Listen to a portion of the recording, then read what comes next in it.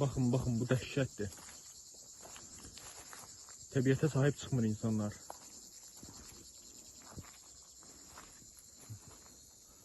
Oğuzun gül kimi meşələrini viran qoyublar. Hər cürə zibilə rast gəlmək olar. Tulqalar, plasmas, şüşə, dəmir, salafan, kağız.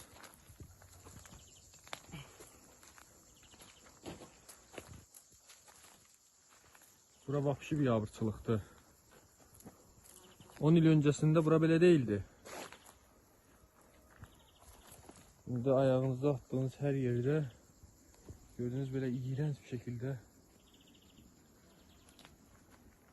deyilecek sözü yok.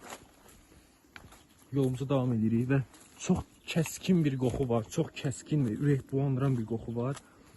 Yəni buralarda insanların yaşama imkanı mümkün değil.